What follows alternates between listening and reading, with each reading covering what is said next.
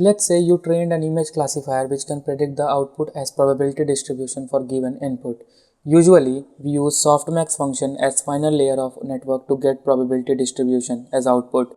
Then you compare the predicted output to the original output using a loss function to see how far your model's prediction is from the original or target output. And for that, we use something called cross entropy loss function. But why? What is this? Why negative sign and log is doing here? And from where this equation came from? In this video, we'll get answer to those questions and see how cross entropy loss function works and why it is used in classification tasks. But what is entropy first? Let's understand it first. Suppose your classifier generated this output, which contains equal probability for each class. If any one among this is correct, the factor of uncertainty get reduced by 4 because 1 over 0.25 is 4, which can be represented with the 2 bits of information. Even if you encode this prediction by writing down the class name like this, where each character occupies 1 byte or 8 bit and total of 3 byte or 24 bit will still represent that 2 bits of information. No matter how you encode that, it will hold that same 2 bits of information.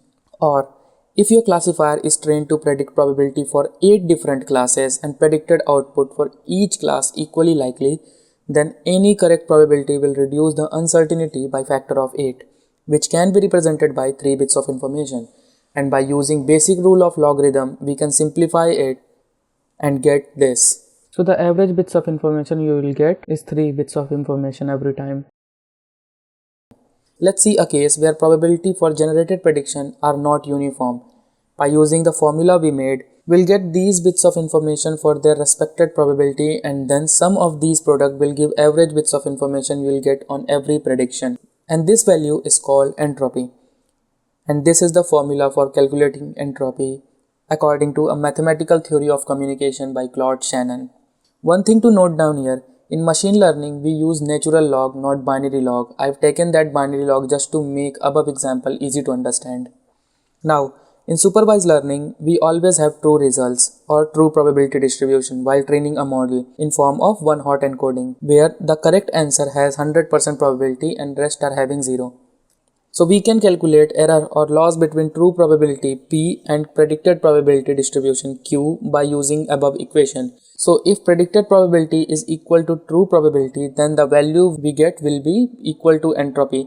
And if P is not equal to Q, then we'll get cross entropy. And this is the formula for calculating cross entropy. Let's try calculating loss by using above example.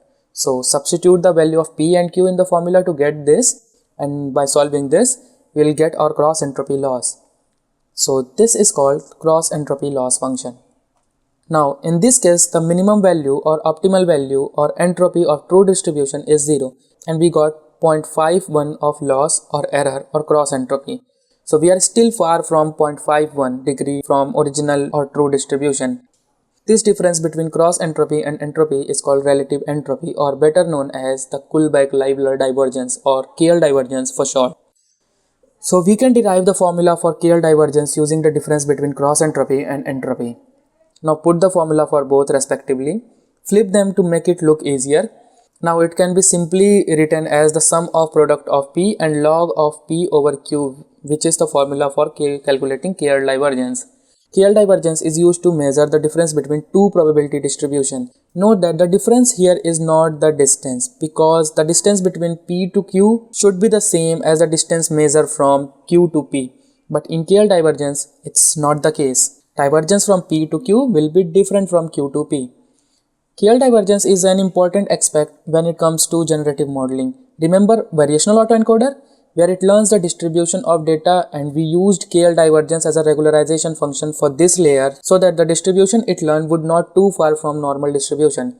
GANs like progressive GAN, where it acts as regularization function to make the model learn the data distribution properly. Let's see how you can calculate entropy, cross entropy and KL divergence in Python. Suppose if we have these two arbitrary probability distribution, then we can calculate entropy by using this formula.